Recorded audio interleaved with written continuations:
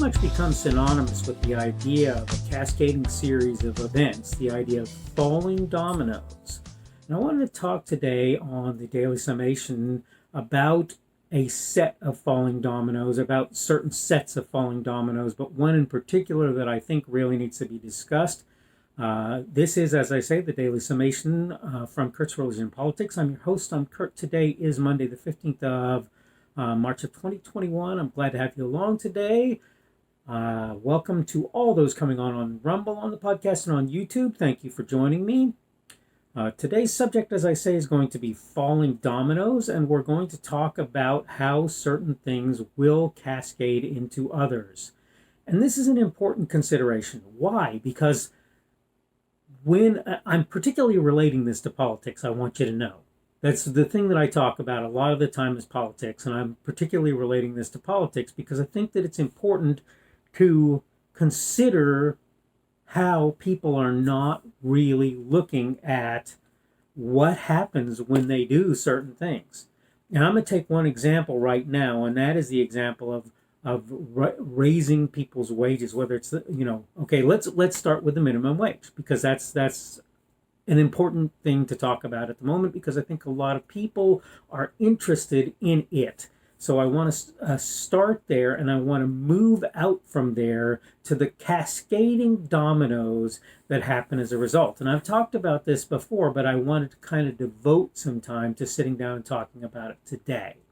So basically, you have this idea of a minimum wage. Well, the idea is bad in itself.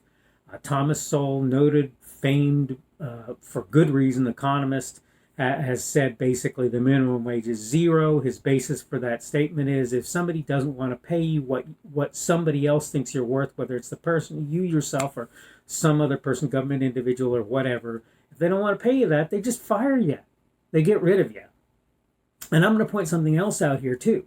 Okay, when you set a minimum wage, you will also make it so that certain people who would have gotten a certain number of hours in a given week will get less hours, because the people who are doing the paying will go, I can't really afford to keep this person for, say, for example, 40 hours a week. I'm going to give them 30 hours a week instead. And that also means that the benefit of being a full-time employee is no longer there, because they're not. Now they're a 30-hour a week employee instead of a full-time. But I want to talk about, well, and so these are examples of cascading effects, but I wanted to talk about what actually happens when you go from saying, for example, say $7.25 or $8.50 or whatever it is a minimum wage, to say, for example, $15 an hour is a minimum wage. Okay? I want you to think about this with me, and I want you to really consider what the likely effects are going to be. Here's the thing. You've got people right now who are making $15 an hour, and they're not highly paid employees. You may think they're highly compensated. They're not. I won't tell you what I make in my workaday job, but it's a lot more than $15 an hour. That I will tell you. And I've done a lot of things to make it possible for me to make a bunch more money an hour than a lower paid individual. I was a schlub once too. Look, my minimum wage was $5.25 or $5 an hour. Okay? This is what I got as a minimum wage. And you can argue, well, things cost less than, and technically you're correct. But you need to know that for part of the time I was making that kind of money, I was raising 2 children alone. Okay? Now, it wasn't easy, and I was, I won't say I was subsidized, because I really couldn't get any subsidy as a result of the fact that I was alone and a male, and various things happened along the way. I could have probably done if I'd have worked a little bit harder, but the point is, to the extent that I was willing to work, I couldn't really get any subsidy out of the thing, so I was basically trying to survive on $5 and what ended up for me being 50 cents an hour, because I ended up getting a little more than a minimum wage in the place that I worked. But here's the thing. Again, let's say we're going from $7.25 or $8 an hour to $15 an hour. There are people out there who are currently making $15 an hour. What do you think is going to happen with those people when you tell the minimum wage earning people, guys, you're now at $15 an hour? I know the answer, and I think any sensible human being does as well. Nobody right now making $15 an hour is going to want to stay at that rate if the minimum wage is increased to $15 an hour. Why? Well, the answer is simple. It's because they're now minimum wage employees. And whether you like it or not, most of those people who are making $15 an hour either got to where they had a set of skills that made it so that they were worth $15 an hour, or decided to do some job that was maybe more dangerous, or made them work more hours, or any number of things that made it so that they could bump their asking price, as it were, up to $15 an hour. So the thing is, if you tell the people at minimum wage, oh, okay, well, you're now $15 an hour is now your minimum wage, anybody below $15 an hour but above minimum wage is going to want a pay increase. It's not just the people that are at $15 an hour, okay? It's everybody below that line. And let's be fair here. Lots of people above that line are going to want to make more too. And I point this out too. I've said this before, and this is part of the reason that there's going to be that relentless push upwards on wages for everybody if you move the baseline to $15 an hour. The thing of it is this. I'm trying to think of exactly what I was thinking. I got another thought in my head, and the other thought I'll go ahead and impart real quick. The other thought was, if minimum wage people make $15 an hour, okay, I got the first thought, but if minimum wage people make $15 an hour, what that's going to mean is that people at minimum wage are going to drive the prices up, right, from $5 for a meal at McDonald's to $10 for a meal at McDonald's. And guess what? Everybody's going to be expected to be able to pay that, because everybody's going to expect wages in general to go up. And this is the other piece of the puzzle that I was thinking of. The other piece of the puzzle is that not only will prices rise, not only will wages rise for everyone. And I lost it again. But the point is that this is what's going to happen. Prices are going to rise. Wages are going to rise. You should expect and imagine that that's going to be the way that that's going to work.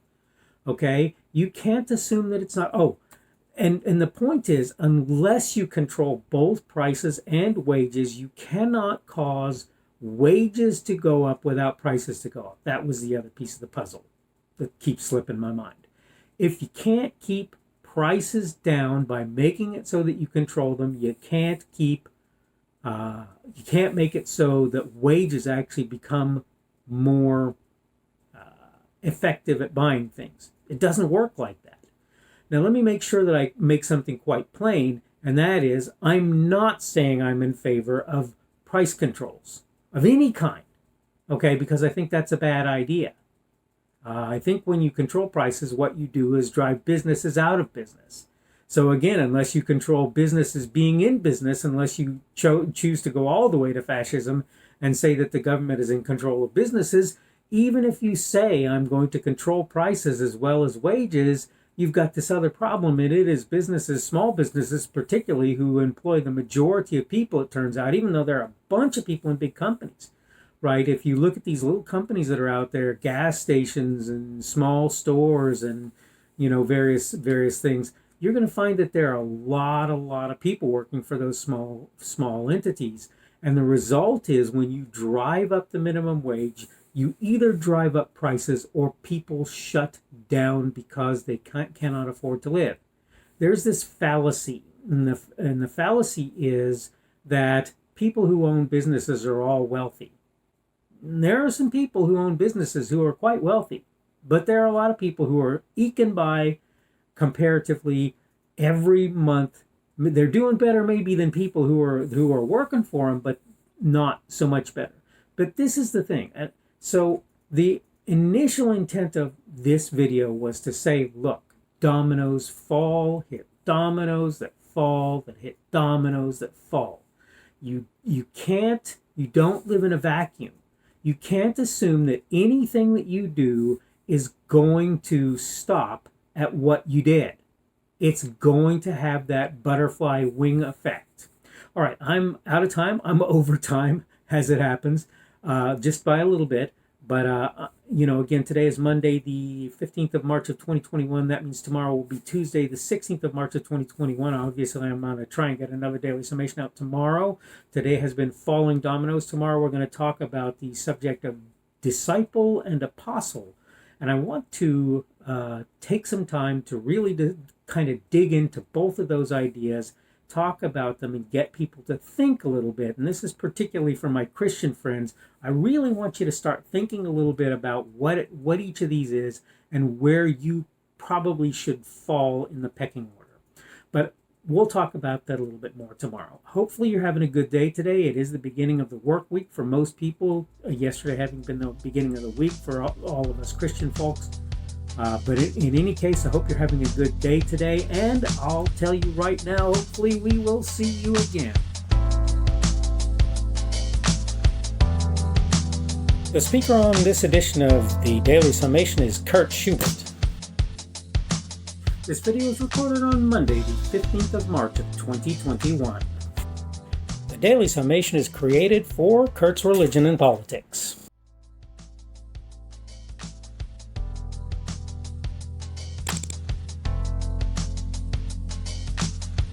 Thanks for watching this edition of the Daily Summation from Kurt's Religion and Politics. I hope you found it entertaining or instructional, or maybe both. If you want to see more from me, you can go to blogs.kpschubert.com. That's blogs.kpschubert.com. I am on Twitter, Parler, and Minds.com. My handle on each of those is @kpschubert. That's @kpschubert. I have a Rumble and a YouTube channel. They are the Kurt's Religion and Politics channels on Rumble and YouTube. I have a Facebook page. The Facebook page is Kurt's Religion and Politics as well. I am on Patreon. If you want to support me, that's one of the better places you can do that. And you will find me at Kurt's Religion and Politics on Patreon. I have a podcast. The podcast is podcasts with an S, .kpschubert.com. That's podcasts.kpschubert.com. I think you should be able to find me with relative ease on Apple Podcasts, Google Podcasts, and Spotify as well. The best way I find to do that is to look for Kurt's Religion and Politics. You can try to use the Daily Summation. I find that it doesn't work as well as a general rule, but you can always try that. I'm glad to have you aboard today, and hopefully we will see you again tomorrow.